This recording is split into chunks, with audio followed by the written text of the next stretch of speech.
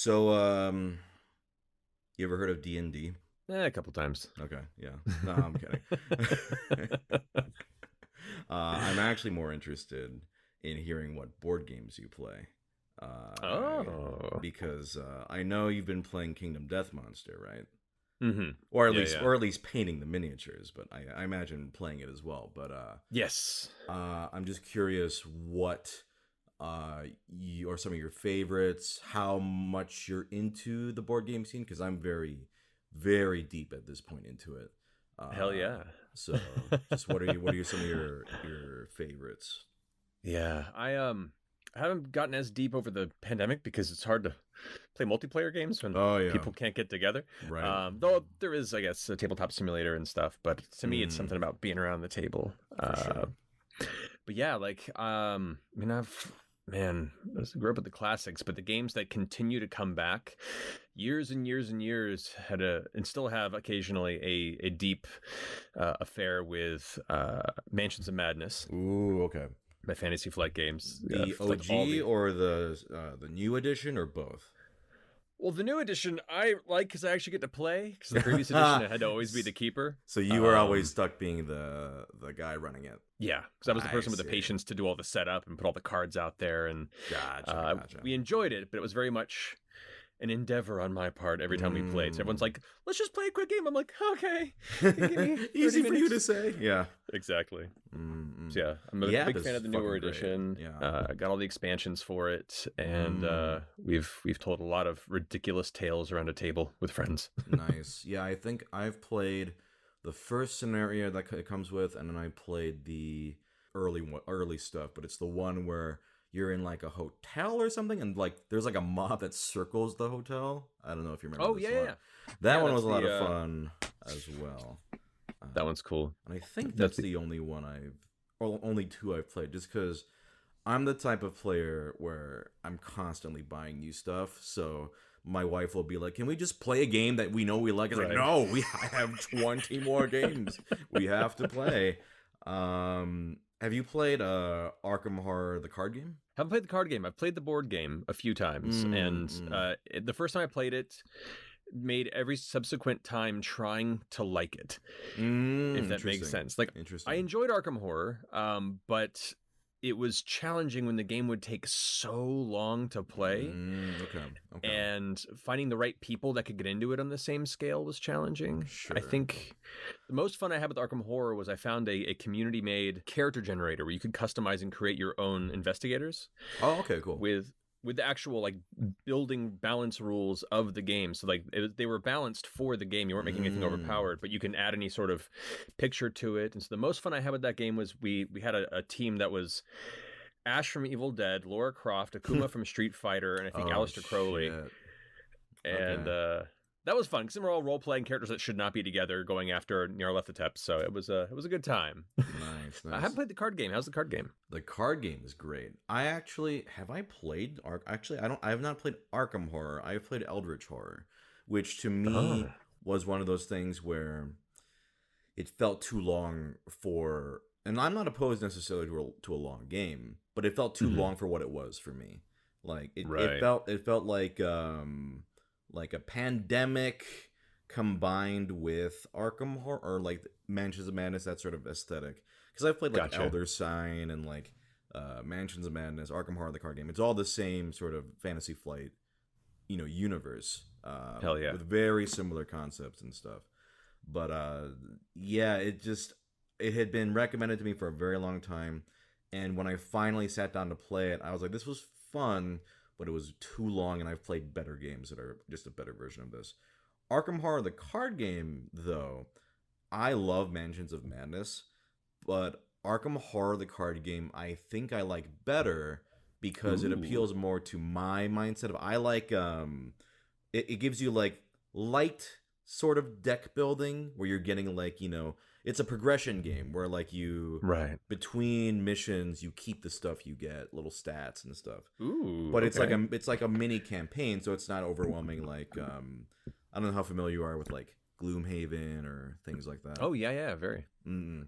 So like Gloomhaven I love, but it's takes. I've been playing for like 2 years and still have not got. I'm like a third of the way through the content. Yeah. Whereas Arkham Horror, the card game, it's like with the original box, you get what I forget, like a handful of missions, and then you can just play through them very smoothly. They're fun, well written. They give you the same sort of because the cards are like locations, and you go around them almost like a board, and then you're kind of like flipping cards over and doing stuff. So it does a lot with few components. So it's a lot less setup, I feel, compared to something like Mansions, and also I love Mansions, but those miniatures, those bases are fucking terrible. I don't know. The big old clunky Those plastic terrible black clunky things, and the things don't stay in there. I love miniatures, but sometimes I have to play with them because I'm like some of my friends are like, just use the token. It's like I can't. No, dude, I feel you on that. That box is too big to warrant me not using the goddamn miniatures. Exactly. In that box. I'm not gonna use my imagination. That's bullshit. Exactly. So I have to, but it's a mess. But the game I love. Yeah. Now, any other games that tickle your fancy? Well, that's been a mainstay. Small World is always a classic. Every once in a while. God, what else have we really been enjoying? It's hard when you keep going back to the same games. Like you have the issue where you need to play every game. We find a handful that we really like and we just play them to death. That's what normal people do. No, that's like normal people don't have like I have the giant, stereotypical 5x5 Kallax shelf filled with, and there's games spilling into my office. It's just disgusting. Hell yeah. Well, hell yeah for me. My wife is like, oh my God. And she loves games too, but she's like, you need to play these damn games before you get more. But I can't help myself. No, fair enough. Yeah. No, the recent obsession's just been Kingdom Death. Like I remember when it came out on Kickstarter years ago, and I just lost track of it. And a friend of mine had gotten into it during the pandemic and was like, "This is something you would enjoy." And I'm like, "Oh, it's a little pricey. It's like a boutique game, but the minis are really pretty, and I have a lot of time in this pandemic, in the early parts to start painting, maybe." Right. So I went in on it, not really more for the minis than the game, but the game sounded interesting, and it's a problem now. Nice. It's got just enough, it has a campaign element, like a legacy type campaign where you're constantly building your settlement between battles. Then it has a tactical battle element to it with the minis in between, but you get the resources to make equipment, which has like a monster hunter aspect to it. And then there's a lot of narrative story events that happen, and that's the real hook for me. If you can tell a story through the game, and me and my wife at the table can kind of tell the story of what's happening, and in this game usually horrible things happening in a hilarious way. Then we're hooked. So that's been the current obsession right now. I'm behind on all the new shiny stuff in the board game industry, but I'm sure once we can all step out into the light again, I'm gonna dive at the first game convention to just like see what I've missed. Right. Yeah, Kingdom Death is one of those games where, like, mechanics wise, if I just hear about it, it sounds like a game I would not like at all, because it has a lot of dice rolling, and the dice, you can just get your fucking shit wrecked on a roll. But boy, is that game thematic. Like, because I played it, maybe, I don't own it, but a friend does. And I've played maybe 4 different games, of like several different, hunts or whatever in each playthrough. And like you said, the stories you can tell, the thing you're always gonna tell people about the time. There's the very famous one. I ripped the balls off the lion. A lot of people do that, but when you first realize that's a thing you can do in that game, it fucking cracks you up. And like, as much as I love Gloomhaven, have you played Gloomhaven? I've played a little bit. I haven't gotten like a 2-year campaign into it. Like, I love Gloomhaven's mechanics. Like, to me, that's one of like my favorite designs in terms of like dungeon crawl. But I don't give a shit about what's going on in that story. Like, I'm not a super big high fantasy person. And so something about Kingdom Death's almost like quirky. It's like very dark, but it's very silly too. Like it's Yeah, silly and dark, and manages to have both. Gloomhaven is a little more straight laced, a little very like super self-serious. super Yeah. self serious, and I think it's well written, and I still enjoy all the effort and writing that's put into it, but it doesn't. I find with that game, with the players I play with, we often kind of have to make our own fun with the characters, and like Right. whereas Kingdom Death is more of like it lends itself well to telling stories just through the crazy shit it throws at you. Yeah, And as long as you don't get too attached to a character, like Oh, that for yeah. me was the hard entry point for me, because I'm used to games where like, yeah, you invest in a hero, whether it be tabletop RPGs or other board games where you have a character and that's your character of the game. And so part of the learning curve for it was realizing that nope, they're just gonna die. You have to accept that, and you have to find the joy in the tragedy and the hilarity of how it happens. We had a game where me and Mercer were playing. We were going on a hunt for the screaming antelope, and so along the hunt board, for those who haven't played, you like reveal cards that are randomly placed down or roll randomly for these different hunt events as you try and hunt the creature. And sometimes good things happen, sometimes neutral things happen, often really bad things happen. But she had the best character. Like she had invested a lot in this character, and it through some lucky rolls, it had great abilities, super high luck, so it could crit more. It was great. On the way to this hunt, we get hit by frozen lightning, and she takes all of her armor, and her arms are gone. And we're like, okay, that's okay. You still got a lot of armor in other places. That's great. Yeah. Then we get a hunt event where we actually get to ambush the creature, or the creature keeps eating while we can kind of figure out our strategic advance on it. And we're like, all right, cool. We'll move our guys here. And then my wife Marcia goes, all right, I'm going to go ahead and try and pick this acanthus plant. Or no, it was a bug. It was a bug nest. I'm like, go for it. She's like, yeah. She rolls a 1, which means the bugs bite you. You take a damage to a random location. That's not too bad. She rolls. Arms. Oof. All of her armor's gone. That means she has to roll in the severe injury table. Oh, Rolls God. a 1. Before the fight had started, her amazing character was eaten to death by bugs, while the rest of the characters are like getting ready to pounce. I'm like, hey, wait, weren't we 4 people? It's shit like that. That is just, it's terrible. And if you invest too much, your heart breaks for a second, but then you step back and look at the hilarity of it, and it becomes a story you tell when you're hanging out with people on Discord like this. Absolutely. Yeah, like it's this my first character, I forget why I named him Steven. Anyway, his name was Steven. And then he, in that White Lion fight, he got horribly just maimed, and basically I think he lost most of his limbs or something like that. And so he wasn't going to be able to fight anymore, but because of how glorious he sacrificed his body in battle, we decided to name our community Steventown, which it still is. I think it's still Steventown. So it's like, it's shit like that. It's like it's part of the story. It's you weave your own fun lore, and the game is always giving you material to further that lore. And to your point, like naming the characters ridiculously adds to the fun. We started trying to be super serious and making them cool names, and then now we have like Good Wife Gary or Forgettable Steve. Like they're all just ridiculous names, which even tell to the narrative. So, but anyway, that's been our recent obsession. Well, speaking of obsessions, what are some other, like, I guess, interests you have that maybe people wouldn't necessarily know about at first glance? At first glance, like, are you a weeb at all? Oh yeah, I mean, I'm aged weeb. Okay. Whereas I'm not up to date. When did it cut off? Like, what's the most recent anime or manga that you got into? Most recent anime would have been oh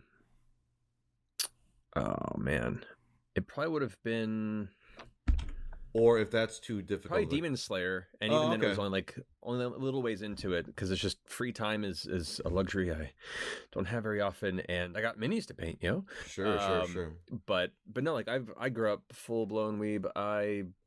Anime was my life in high school, back when Blockbuster was still around, and there was the adult animation section where you get your DVD rentals in. Your Ninja Scrolls. Exactly. Or you'd have to buy them at, small anime conventions in the dealer's hall. Right. That was the only way you could get them back then. Yeah. I guess a better question, instead of asking about recency, is what are some of your favorites, like just all-time favorites? Oh, I mean, it sounds so so trite to some extent, but Cowboy Bebop is still It's not such trite an at all, incredible man. classic. Okay. Cowboy Bebop fucking rules. Yes. It's definitely top 10 for me. Easily. Love Cowboy Bebop. It feels weird to say you're a fan of shows you've been part of, but I loved Fate Zero. Fate Zero to me was just an amazing series, and I was super honored to be a part of that. I mean, oh man, I all my big stuff is like back in the early mid 2000s and stuff. No, that's fine. I'd love to hear if you have any deep cuts from the early 2000s. Oh man, I mean, Evangelion isn't a deep cut, but Evangelion also has its own problems. But I remember enjoying at least it breaking a lot of boundaries for being super weird and a lot of, fuck you to audience expectations at the very end. Yeah. What was it called? Me and my girlfriend at the time, I can't remember the name. It's early 2000s. What's the premise? It was another one of those like reverse harem. It was a harem show. The young boy, bunch of girls, kind of college age. Like, okay. Not my. I know there's like a billion of those out there. Love Hina. It was like an old school one. We got a new for a while there. Yeah. I mean, like I name a bunch that I watched, but like the ones that I was really into, Attack on Titan, everyone kind of got into, and that hit. And it was before I was even part of the cast on that one. I really enjoyed.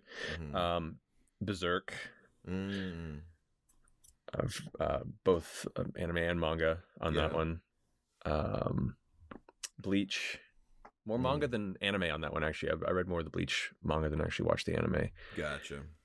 Back when it was like fan scanlations, you'd just have friends passing PDFs back and forth. Yeah, like I'm aged weeb. My time has passed. Sure. Look to the new generation to carry on the joy. Yeah, I've managed to stick with it, but I usually only watch like a handful of things, the new things a year, and my tastes are also. I mean, I'll try pretty much anything, but I think I tend to veer more towards like slice of life stuff as I grow older, and less into like super fantastical stuff, unless it's really well done. But I definitely at this point I'm still a filthy weeb. But hell yeah, I love a lot of the weirder stuff like Paprika and a lot of things that just get really out there and trippy. Like those to me. The ones that have the budget at least to really go that far, I find a nice little escape from reality for a brief time. Have you seen Satoshi Kon's other stuff like Millennium Actress or Tokyo Godfathers? No, I haven't actually. Okay, I highly recommend. I know free time for you probably doesn't exist, but let's say you are in the mood for an amazing anime film. Millennium Actress is probably one of my favorite anime films of all time. Okay. It's very emotional, but one of the most beautiful films ever. Okay, no, I've seen clips of both of these. I just never actually watched the whole film. This is good to know. Yeah, that one's great, and Tokyo Godfathers is very heartwarming. Those I think are two of my favorites of his, and I would highly recommend them. Especially, like if you like Paprika, I think all his stuff is genius. Fantastic. I will say the weeb goes deeper into video games for me. I think. Oh shit! That's... Well, let's dive into that shit then. I mean, favorite video games? Ooh. I mean, the Soul series, I'm eternally a fan of. Who do you play? Oh, wait, Dark Souls? Or I thought you meant Soul Calibur for a second. Oh no, sorry. No, Dark Souls. Got it. I'm decent at Soul Calibur too. I was more of a 2D like Street Fighter player back in the day, but gotcha. I'm decent at Soul Calibur. But no, the Soul series, like Dark Souls, Demon Souls, Bloodborne. I guess Soulsborne you would call the whole genre, but love those games. Obsessed with them. As far as I grew up on JRPGs. Like that was my parents.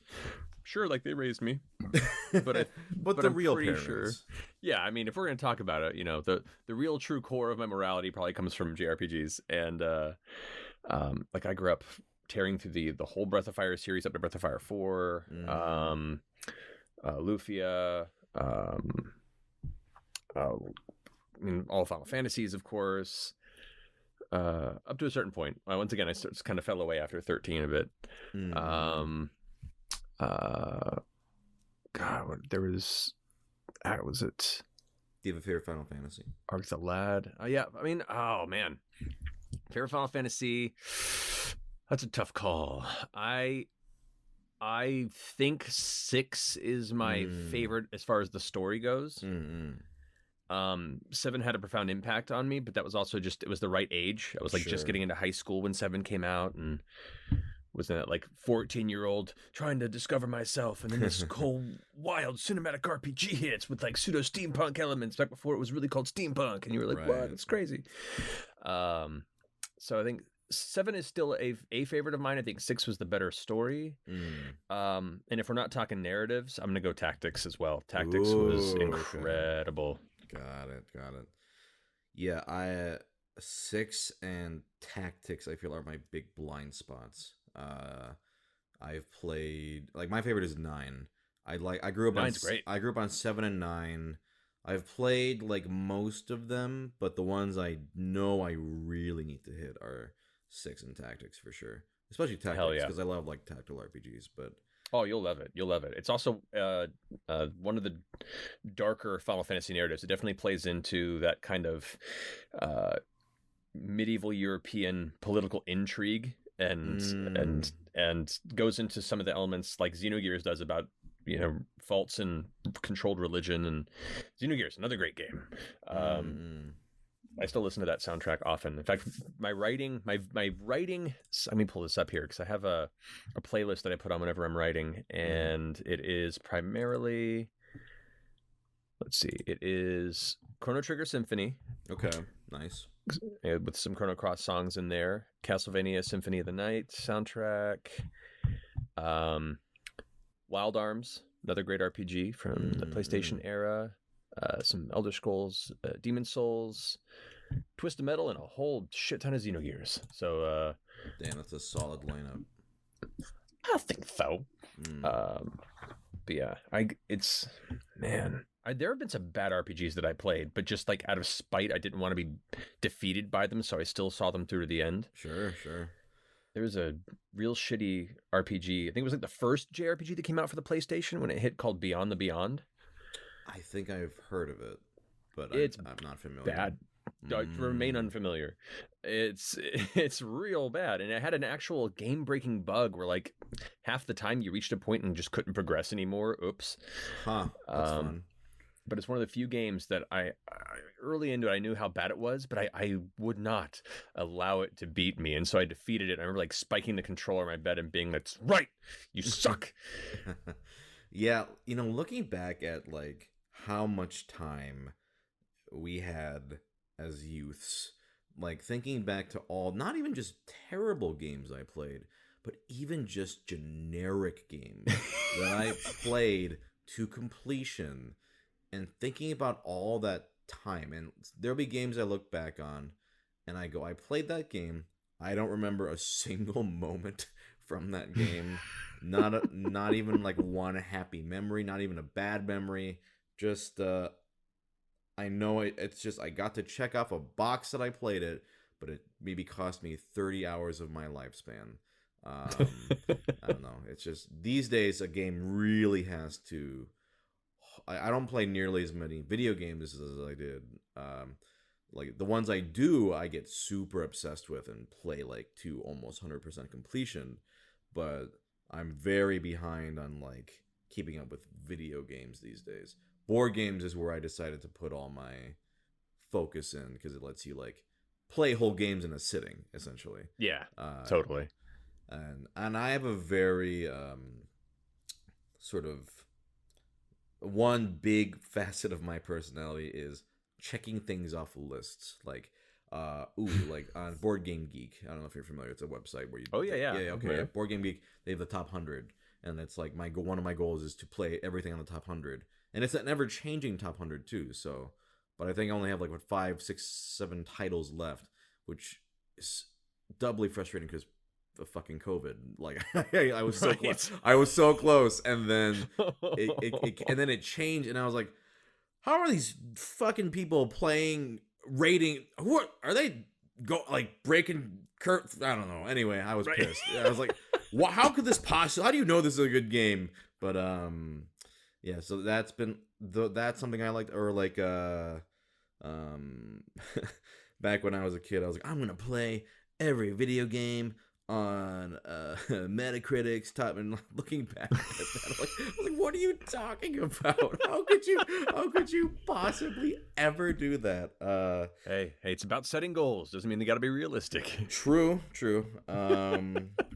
What's the worst board game you've played? One that made you just fed up. Ooh, let me pull up Board Game Geek real quick. Like there are some. I'm curious. There are some real fucking stinkers. So I'm also very obsessive about like gotta make sure I rate every game I've played, So I think Board Game Geek has listed, I think I have every single game I've played on here. Do you want to take a stab at how many you think I've played? Oh man.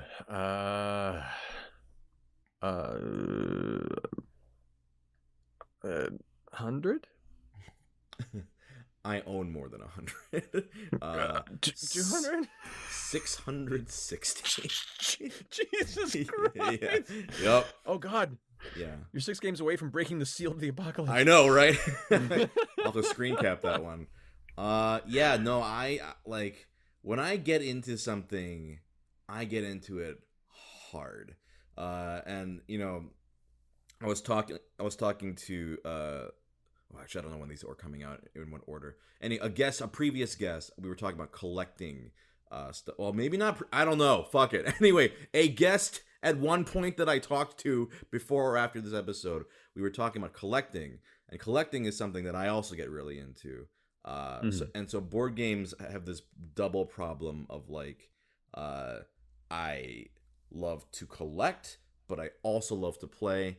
But I don't collect just to collect. Like I get rid of a lot of games if I'm like, oh, I'm not gonna play this anymore.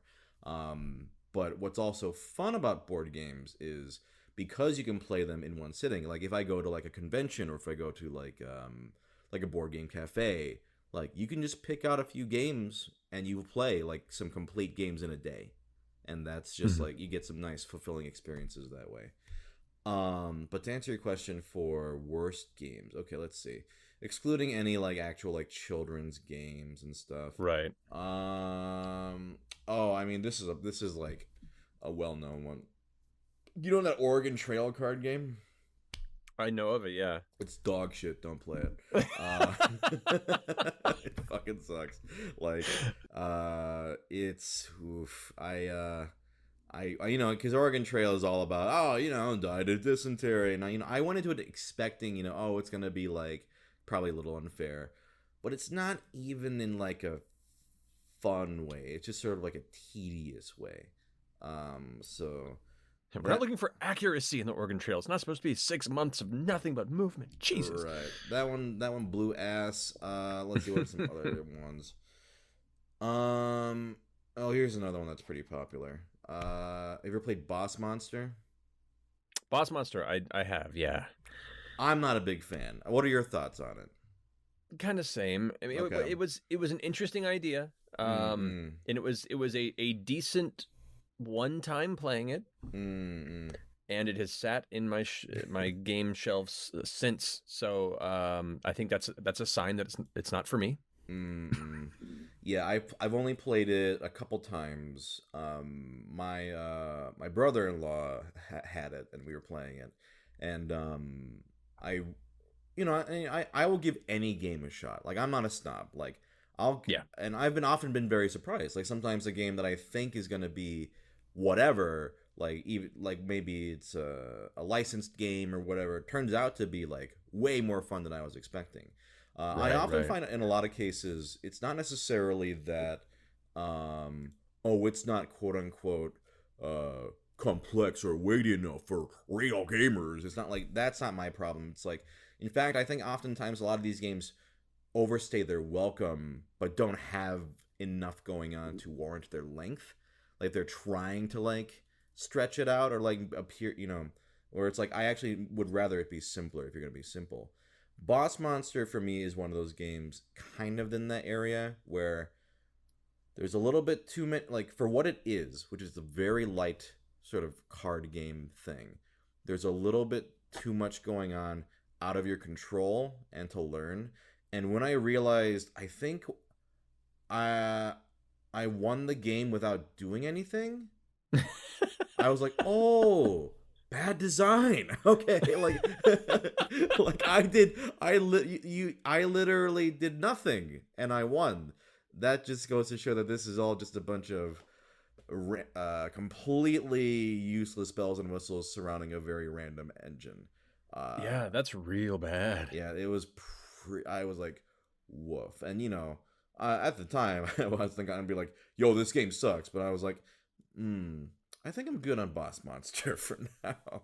Fair enough. Yeah, Fair enough. I think those are two that are like well known because I don't want because I've played some like lesser well known games that have been pretty bad, but I'm not necessarily gonna like shit on them because they're like lesser known. They're already kind of struggling, but I don't feel bad about Oregon Trail, the card game. That one is like in Target, so Yeah, they'll be fine. They'll and survive. also what it's fucking like Pressman. Like I think Pressman will be fine if I make fun of one of their games. I think there was another companion game they did that was like maybe a little better, but I mean, stop me if talking about board games bores the shit out of you, but No, I love this shit.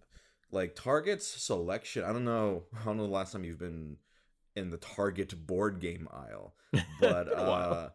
but I actually had last night time was the last time one of the times I visited my parents last. I've been trying to get my parents into board games, and it's actually been working because they have no interest or experience in it whatsoever. But I'm like, I think I can find stuff that they will enjoy, and I've actually managed to have a pretty good success record. But like, I'm going to bumfuck nowhere, Michigan. Like, Right. they live in a very small town. The only place that's going to sell anything is Target. But Target's selection has really impressed me actually. Like, Really? Okay. yeah, it is like legit as good as some bad board game stores I've seen.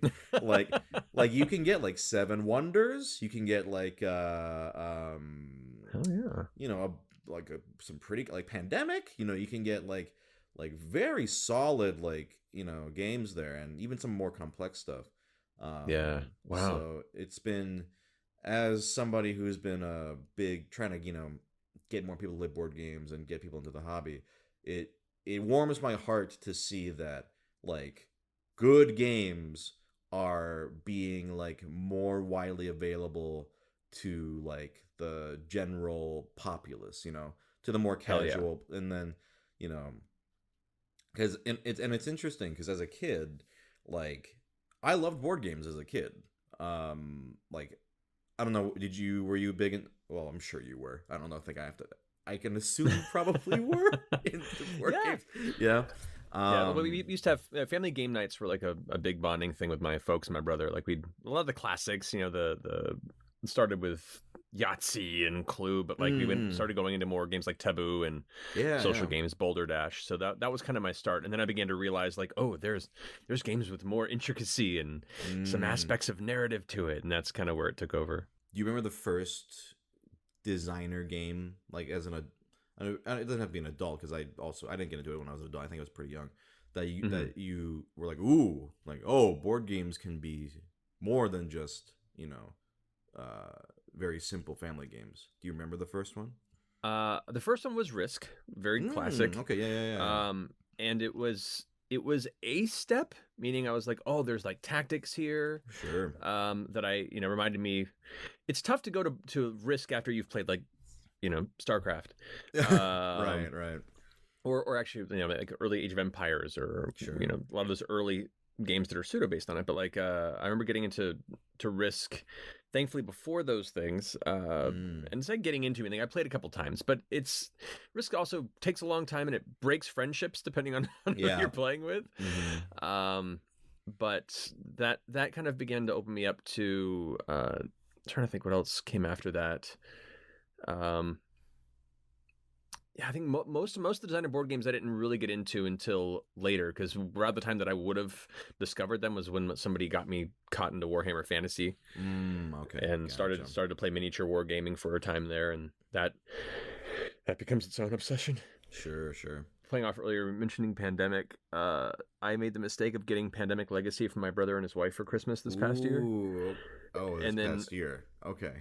Yeah, and so right around March, I just get a text from my brother being like, "Thanks." I'm like, I didn't know. Have you played Pandemic Legacy? I started playing it, but we didn't keep up with it so much. Okay. It's fun. I enjoy it. Yeah. I loved Pandemic Legacy Season 1. I have Season 2, but I have not started that. What was I saying before? I was gonna make a point, but it was the beginning of kind of early designer games. Yeah, I think it was before that. Fuck it, I don't know. Who cares? That's fine. Yeah. Anyway, yeah, just I mean, I can talk board games forever and forever, but one thing I've been like interested, and not to put you on the spot, is there anything you would like to talk about or ask me? If not, oh man, don't worry about it. You'll just, we can just, but sometimes I feel like in these sort of podcast things where like you're a guest, maybe I often feel like I maybe pepper too much of like, oh, what's your favorite Final Fantasy? What's your favorite video game? But like, yeah, I want to give you, the opportunity if you'd like, and on that, but at the same time, it's not your fucking responsibility to like come up with, it's all good. I'm actually, what's up? So I'm actually kind of curious because, I was a fan of your work back in the day, like back when you began posting videos and doing vines and stuff like that. It sung to my wee part, and so I just wanted to kind of get a perspective, like how, and being super happy to have you booking all these great projects and being alongside you in a lot of these projects now. Like how's that been? How's that been? I mean, it's been. I mean, so for me, that was always the goal, was voice acting. I, before any sort of online notoriety or whatever you call it, that was from like high school. That was always a dream of mine, was to get into voiceover.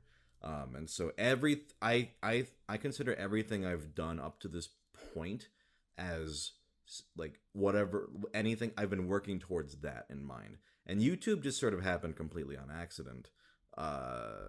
Very just never expected this to be something that would ever take off, or and I think in some ways it's been a benefit to me because I never went into YouTube going, this is my dream to become a YouTuber or a internet celebrity. Like, I think having it thrust upon me accidentally and me going, well, that's cool, but I'm still going to do whatever the fuck I want. Right. I think it's suited me fine. And, I'm very grateful, obviously, for, people are very, big fans of whatever content I put out. But I've always considered myself an actor first and foremost. And then it's been all just a slow, steady climb over the years.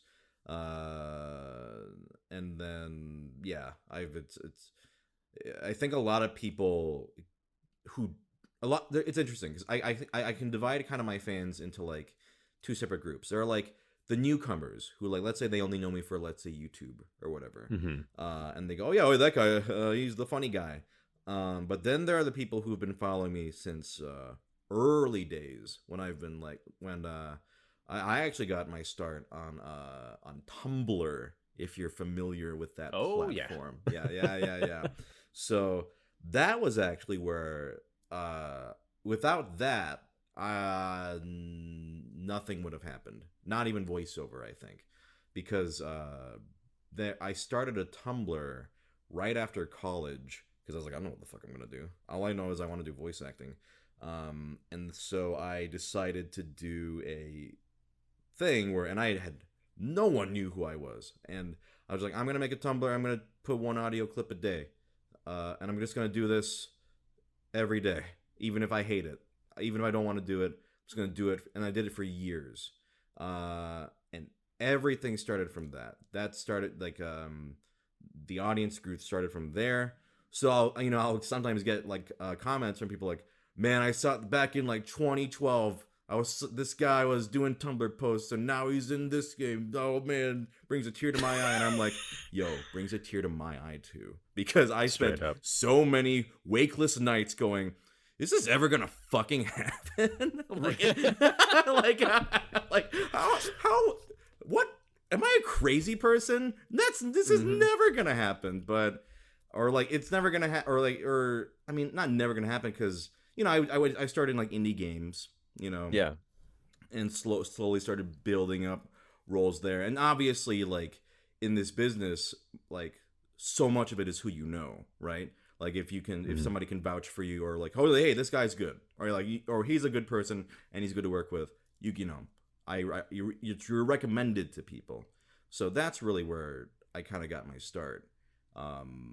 Was that sort of thing. Not that you asked for my whole fucking biography, but no, I kind of did. Oh, I might. I don't know. I just I get, but so now like the past couple of years, it really has kind of felt like, man, okay, things have finally started to like really work out, and it was like years of just thankless, like almost like level grinding to get to this point.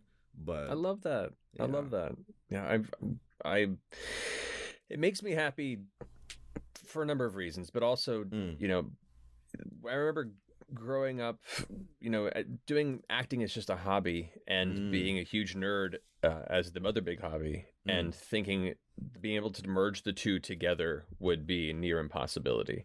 And then working hard at it, and then beginning to slowly meet people in the industry, to build a career, and realize at the time it seemed like there weren't a lot of other geeks in the industry. I felt kind of alone. I was like the one that knew the context of the projects we were working on, who already knew of the Japanese version of the animated that had come out, or already had pre-ordered this game that we were working on, and there was a lot of surprises on the production side to be like, oh, you know about this? You understand? I'm like, oh yeah, no, but also not wanting to show my geek card too much in case that was, somehow they'd be like, oh, get out, right? You're too nerdy for this. And so it makes me happy to see in just the past decade, especially, how many extremely hardworking actors from all over are also geeks, and either are feeling more comfortable talking about it, or have just been unabashed from the very beginning and are succeeding. And now it feels like there is just this plethora, this community of people that are just nerding out on our own projects that we get to do, and it makes me happy. I did not want to ask this question because I wanted to try to avoid questions that because there have been questions I've been asked 100,000 times, but I actually don't know. How did you get your start in voice acting? I'm sorry, but I actually don't know. It's all good. Yeah, and I'm so sorry that I'm asking this question. It's all good, but I actually don't know the answer. I kind of secretly, unintentionally asked you the same question beforehand, so I guess it's only fair. Sure. Long story short, my very first gig was doing Walla for the Fist of the North Star series. Oh, okay. It's early dub with a company that at the time was called Animes, the same people that did like Trigun, Cowboy Bebop. But my dad was an audio engineer just for general entertainment. He was one of the guys who would sync up the music and effects for foreign films and dubs and stuff like that. And so one of their clients was this company, and he became friends with one of the producers there. And they're both musicians, and he had my dad come do some Walla for fun because he needed people to just do background voices, you know, hey you, stop. Right. Heads exploding, stuff like that. And so he started doing that for fun every now and then. And one time he brought me with him because he knew I was a huge anime nerd and was like, why don't you come watch your old pop do some anime voices? I'm like, hell yeah. Then the director, halfway through the session, after talking during the break, was like, why don't you get in there as well? And, you know, throw you $50 for your voiceover work. I'm like, sure. The bright-eyed, you know, 18-year-old, 17-year-old. Was this something you would ever thought about doing, or until that moment where you just like, oh shit, I didn't know this was a thing I could do? I thought about it constantly. I mean, ever since games like Metal Gear Solid came out that had like really good voiceover, I was like, oh, this is something that people are starting to really take seriously. And you know, early anime dubs were a little wishy-washy, so it was nice to see more attention being put towards the quality of them. And so it was something I thought would be cool to do, but was never ever be a possibility ever.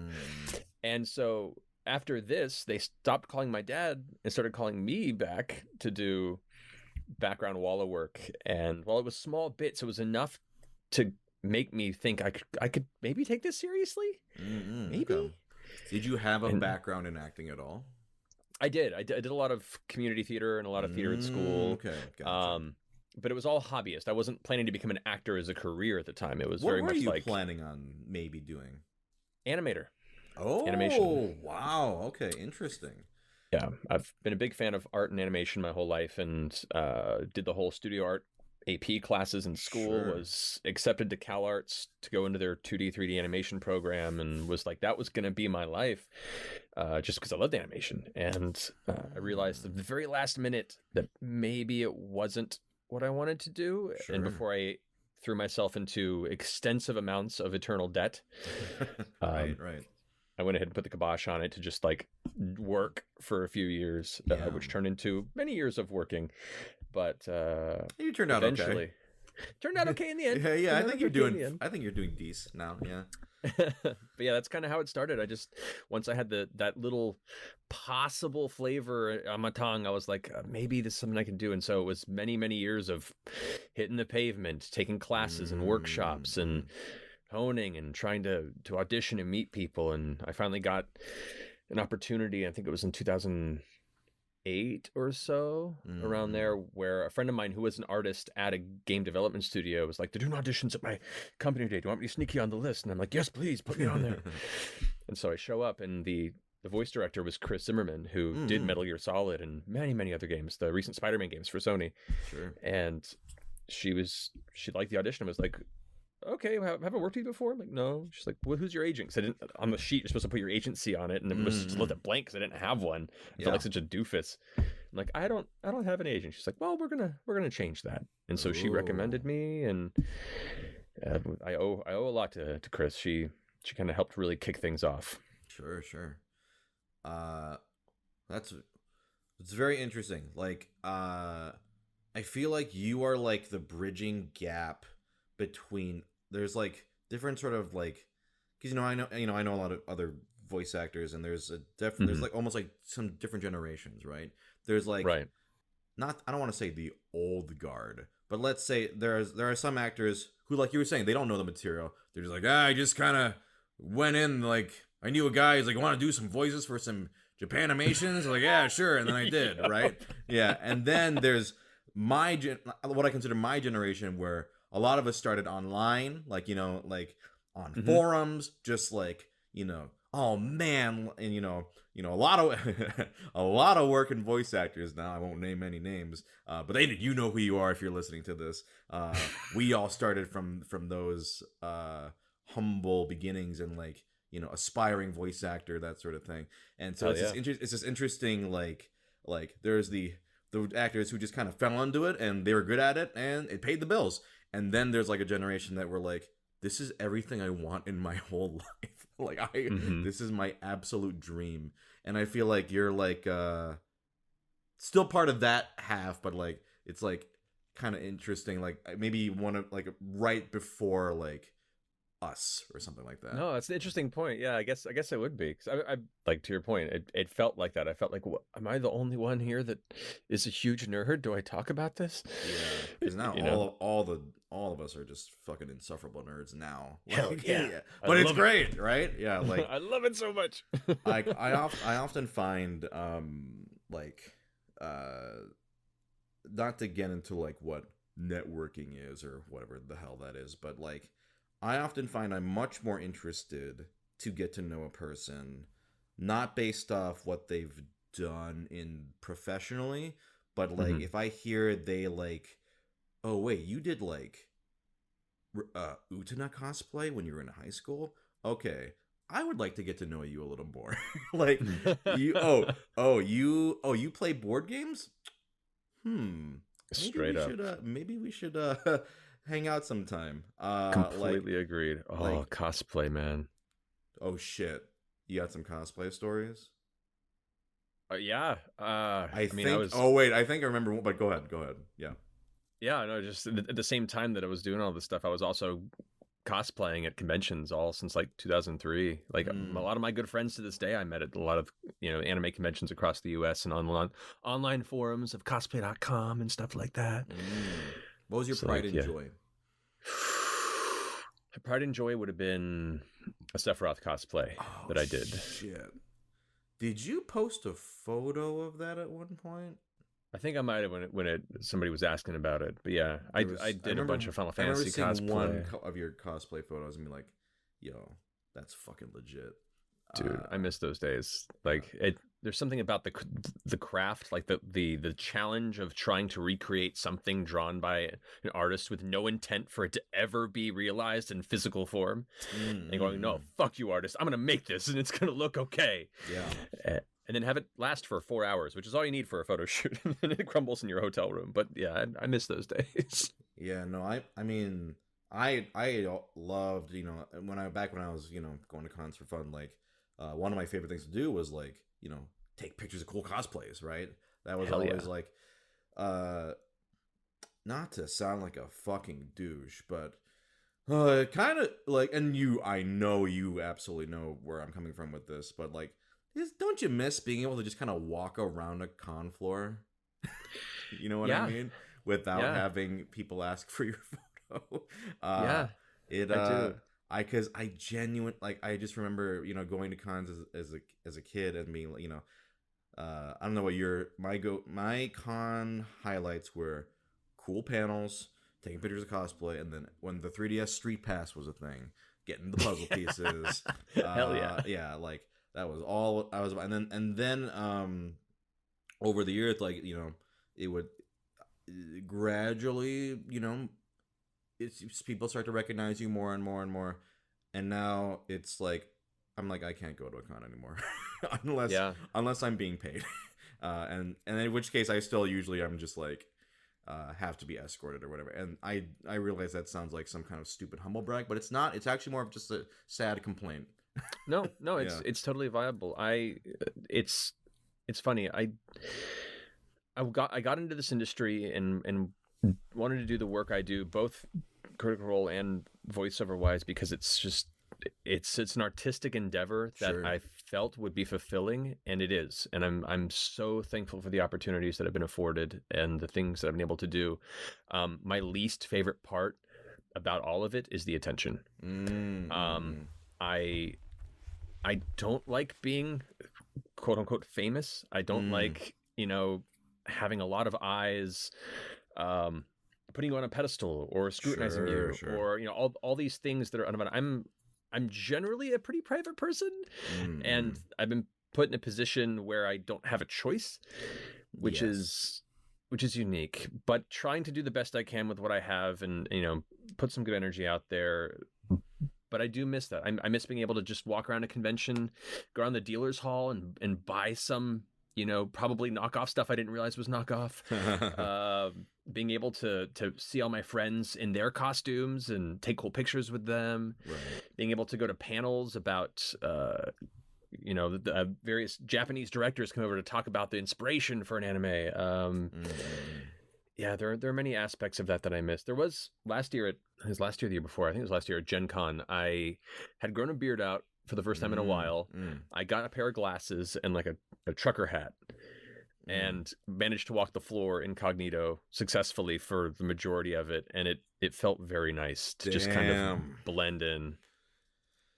I mean, people tell me I should wear like a mask, but it's like I don't want to wear a mask the whole time. Like, shit's uncomfy. It's not comfortable. I mean, okay, don't get me wrong, people. I totally, meeting people is great. Like, and taking pictures is great. Like, I'm not saying don't approach me. It's definitely, but it can be, if it's like a lot of people in a row, anyone will get physically tired. That's all I'm saying.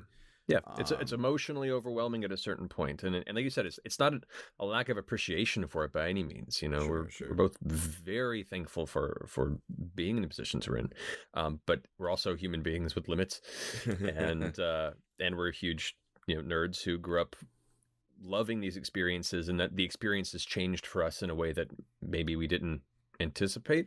And so it's just it's like a minor grieving process almost. Yeah. I mean, I think I feel from what you've been telling me that neither of us got into this for fame, right? Like it was about the pursuit of a creative path, and what kind of happened along the way was this sort of accidental, which I find is a lot of people that I am friends with who have big audiences. It's the same exact sort of situation, right? It's like you were just following something you wanted to do. In fact, I probably wouldn't be friends with someone if they were just like, I want to be famous just to be famous. Like, so the most people that I know, or all the people that I know in similar situations, it's like the same sort of story. At the same time, I'm like, oh, boo-hoo, people know who you are because you did cool shit. Like, I always have to keep myself in check of like, man, you like 10 years ago would have killed for this, and so I think also what's important is to just appreciate and take the time to appreciate things that happen and whatever that happened along the way. Definitely. Yeah. Well, we're almost at an hour. Is there any last nerdy shit you wanted to talk about? Or? Oh man. I don't get in like super nerdy conversations. What? I know we said earlier things that are really bad you don't necessarily remember, because understandably you force it from your brain. What is the worst RPG you've played? Like video game RPG. Worst video game RPG. That's a good question. Do you have an answer while I'm thinking? I mentioned Beyond the Beyond earlier. Beyond Beyond. Yeah. Pretty infuriated with that one. I feel like that's a good answer. That one's burned into my memory. So I whenever it comes up, and so it's just like bad games, like RPGs, JRPGs in particular. That one, I have like a deep scar on my soul that I could look at and be like, yeah, I've been through the war. Nothing worse comes to mind. It's all just like stuff that was mediocre. Like, what are some mediocre ones? I actually don't even hate this game as much as other people do, but I played Final Fantasy 13. Don't remember a single thing that happened in that game. to me, that is a game that happened, and I played it after all the hate of like it's always, and I actually didn't even care that much, and I think, and I enjoyed it fine, all as I played it through, but thinking back on it. Yeah, I don't remember a single thing that happened in that game. I think I'm in the same boat. You're totally right. Like, played through it, and it just left no impression on me. Yeah, and that's almost worse because I don't even have like a fun story about it. It's just I played it, and it was a long game. There was even one point where that was, I think, the only time my Xbox red ringed, and I lost hours of data, and I had Oh, so having to play sections of that game again. Woof, that was rough. That's tough. Yeah. I've only rage quit Final Fantasy 11, which was the first online one they did. Okay. I remember being super excited they were doing an online MMO of Final Fantasy, and stylistically it was beautiful for the time and had some great music, and coming on to that after years of playing other RPGs, online RPGs, I was super excited to check it out, and it was fun at first, and then the longer you went, the longer you realized it was designed. I don't have no better way to explain it. It was designed for the otaku that didn't do anything else. Okay. Yeah. So to really advance in the game, you had to put so much time into it and have so much patience.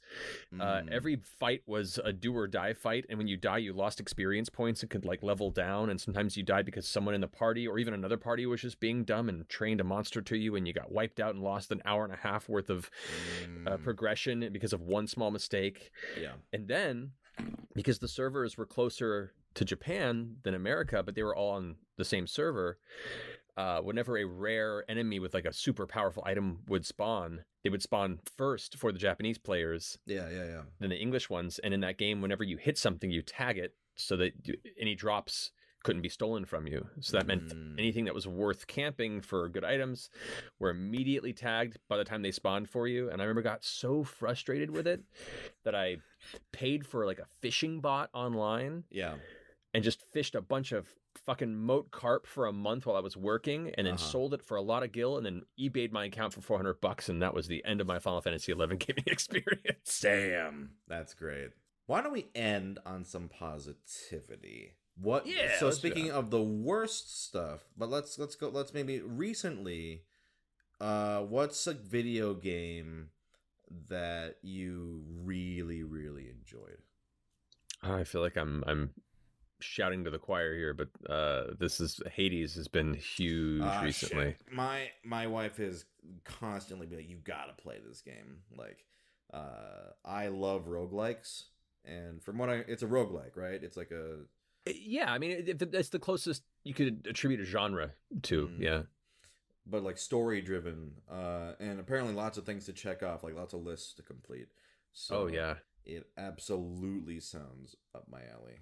You gotta play it. It's a beautiful game. The art style and art design is incredible. The gameplay is actually really smooth. The progression factor on it just is exciting. And narratively, it's super well written. The voiceover in it is really good. And they've managed to work out a roguelike gameplay loop into the story, and recorded so much VO and have so many lines written for this that you could have beaten it 50 times and you're still uncovering new conversations and elements of dialogue, and it's phenomenal. Highly recommend it. Damn, I'll have to. I mean, it's been on my playlist anyway, but and I feel like it's it's gonna be a slam dunk when I do play it.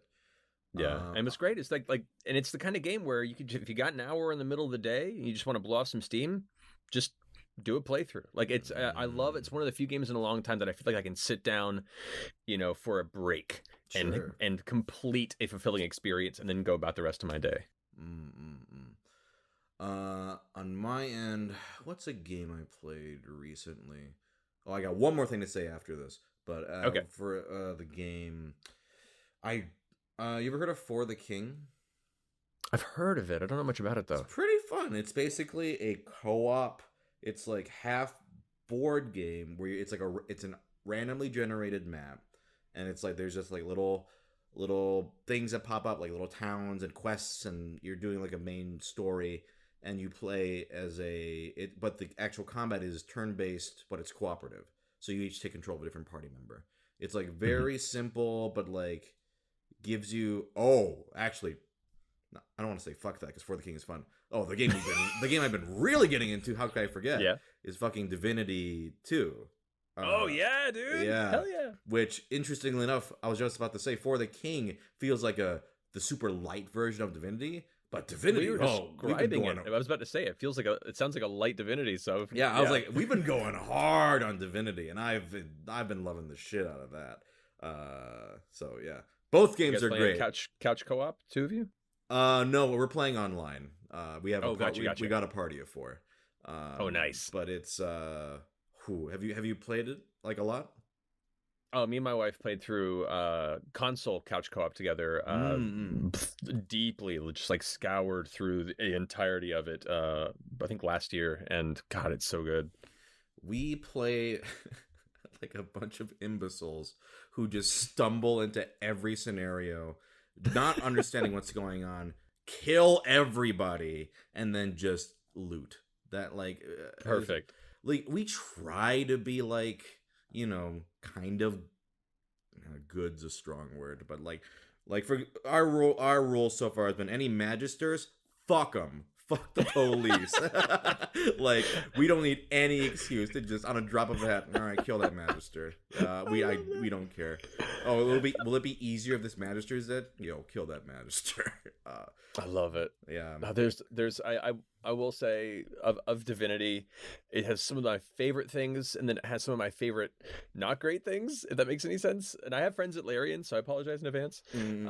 But the romance options and the romance trees in it are progressively more awkward as they go. Okay. And I remember me and my wife, when we were getting towards the end of the game, a